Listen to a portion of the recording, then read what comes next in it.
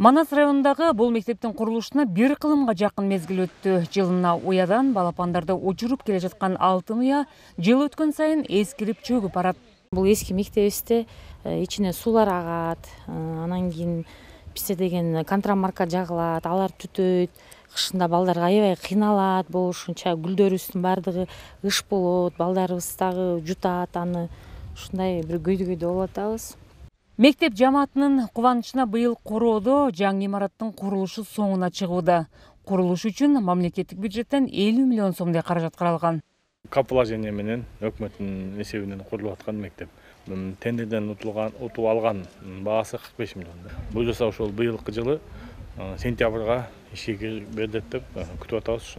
Учурда Талас облусунда ушундай таризде 11 мектеп имаратынын курулушу кызуу жүрүп жатат. Анын 4-өсү жаңы окуу жылга аяктары болжолдонууда.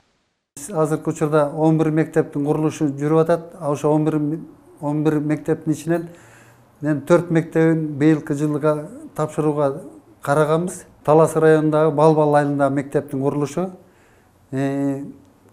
Кара Бура районундагы Кайнар айылындагы мектептин курулушу,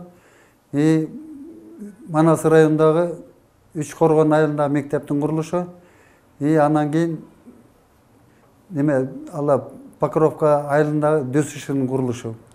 Акча каражаты өз учурунда бөлүнүп берилсе, сентябрь, октябрь айларына тапшырабыз деген ой максатыбыз бар. Облус боюнча 50дөй соц объекттин курулушу ачык бойдон турса, анын 20 мектептер. Курулуштары ар кандай пайызда бүткөн.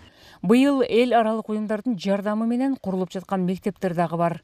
Салика Садиева, Элхан Арыстанбеков, Ала То 24, Талас облусу.